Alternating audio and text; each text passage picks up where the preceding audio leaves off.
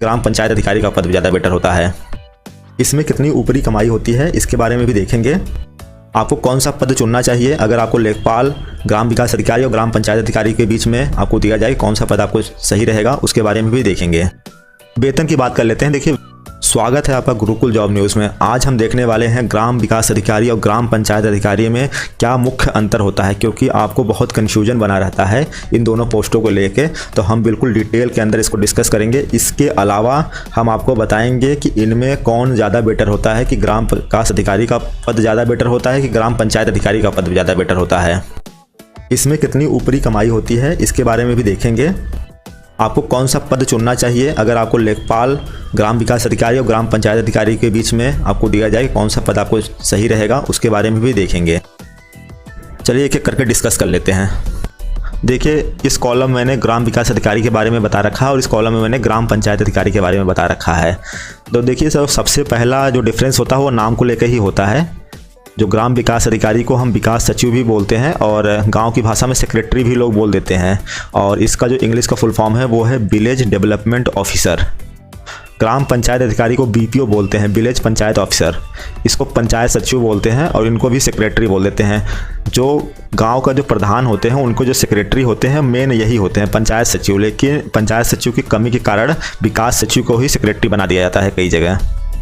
दूसरा जो डिफरेंस है वो है विभाग को लेकर, ये किस विभाग से आते हैं। देखिए, ग्राम विकास अधिकारी जो हैं आपके ग्राम विकास विभाग से आते हैं और इनकी जो सैलरी है वो ग्राम विकास विभाग के अंतर्गत ही आती है।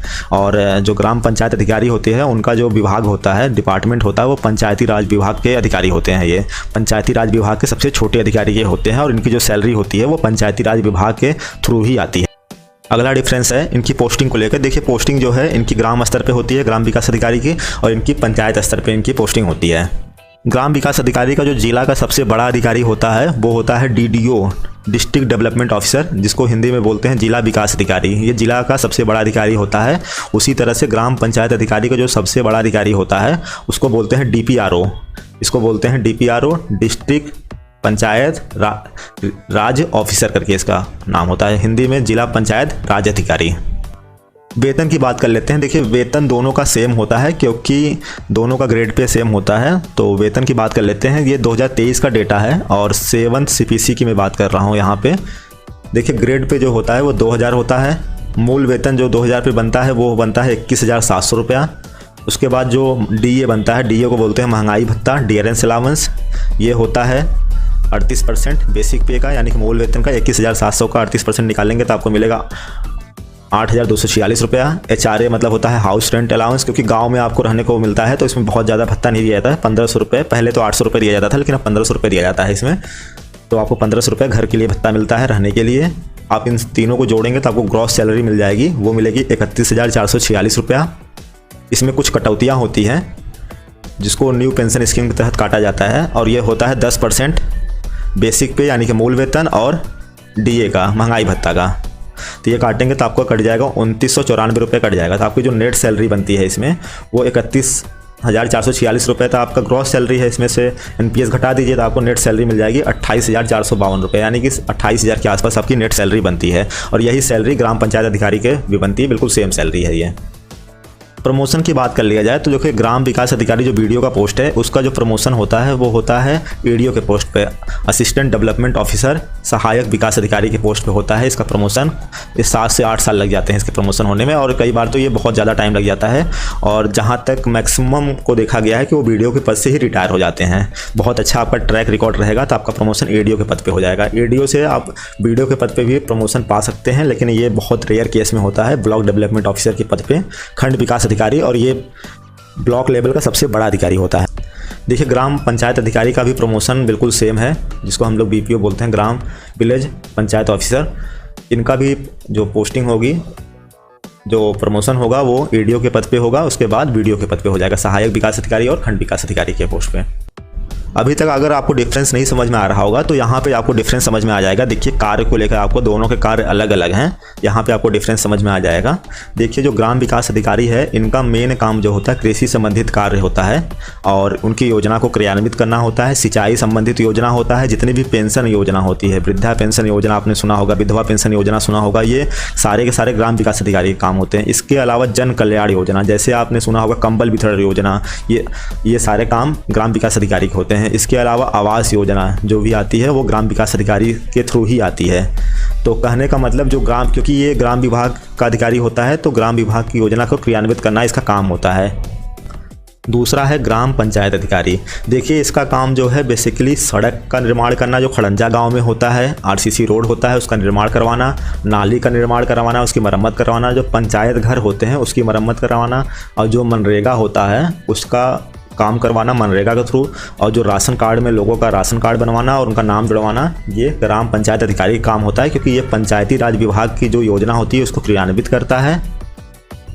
लेकिन कई बार आप देखे होंगे कि आपका जो सड़क का काम है, नाली का काम है, वो ग्राम विकास अधिकारी ही कर देता है। होता इसलिए है क्योंकि आपके कर्मचारियों को बहुत कमी रहती है, तो कई बार ग्राम पंचायत अधिकारी का काम ग्राम विकास अधिकारी ही कर देता है। लेकिन अगर कर्मचारियों को कमी नहीं रहती है तो दोनों काम अलग अलग है और दोनों के विभाग अलग अलग है, क्योंकि इसका पैसा जो होता है ग्राम विकास, जितने भी ये कार्य योजना देख रहे हैं ग्राम विभाग की योजना होती है, यहाँ से इसका पैसा आता है। और ये सारे जो देख रहे होंगे आप सड़क नाली पंचायत, इसका जो पैसा होता है वो पंचायती राज विभाग द्वारा आता है। तो ये जो मेजर डिफरेंस है कार्य को लेकर आप देखिए। कुछ इसमें चैलेंजेस भी होते हैं, चुनौतियां भी होती है। जो सबसे बड़ा चुनौतियां होती है, आपको पता होगा जो ग्राम विकास अधिकारी है, ग्राम पंचायत अधिकारी है, बेसिकली ये प्रधान के सहायक होते हैं या सेक्रेटरी आप कहते हैं जिसको, उनके साथ मिलकर इनको काम करना होता है। दोनों का ज्वाइंट खाता होता है, प्रधान जी का और ग्राम विकास अधिकारी और ये पंचायत अधिकारी का।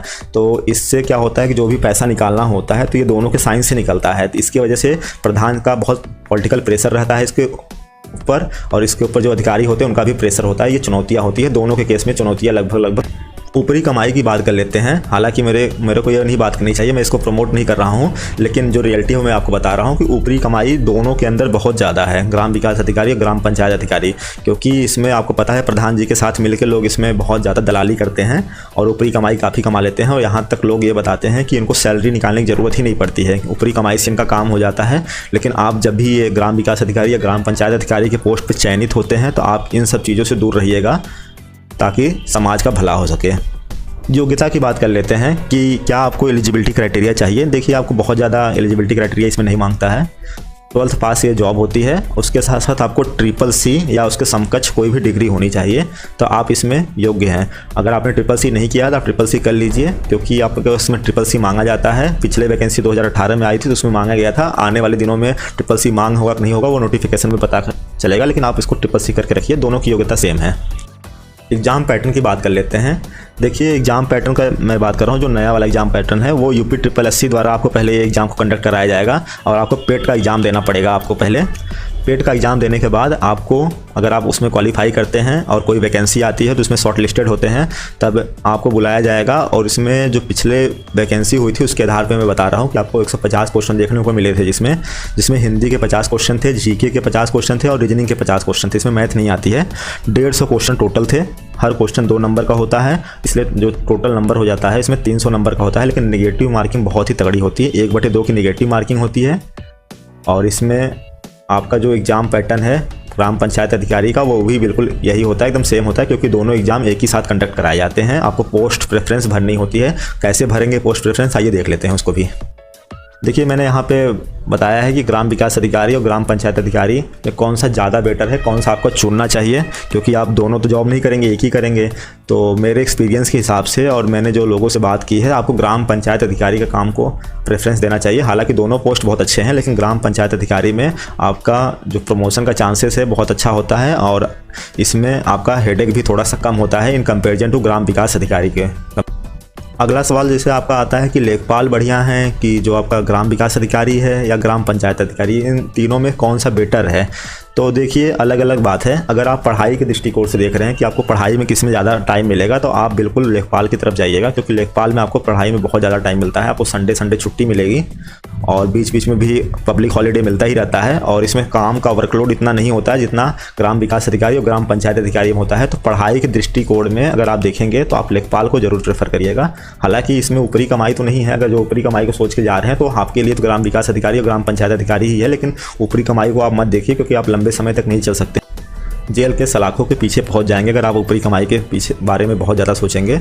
और अगर आप फील्ड जॉब आपको पसंद है, फील्ड जॉब करनी है, तो आप ग्राम विकास अधिकारी या ग्राम पंचायत अधिकारी में से कोई भी कर सकते हैं। और मेरी मानिए तो आप ग्राम पंचायत अधिकारी को प्रेफरेंस दीजिएगा, ज़्यादा अच्छा रहेगा आपके लिए। इसके अलावा अगर आपका कोई और भी डाउट है तो आप पूछिएगा कमेंट सेक्शन में, हम आपको उस डाउट का रिप्लाई करेंगे। कैसा लगा वीडियो ज़रूर बताइएगा और चैनल को सब्सक्राइब कर लीजिएगा। मिलते हैं एक नए वीडियो के साथ।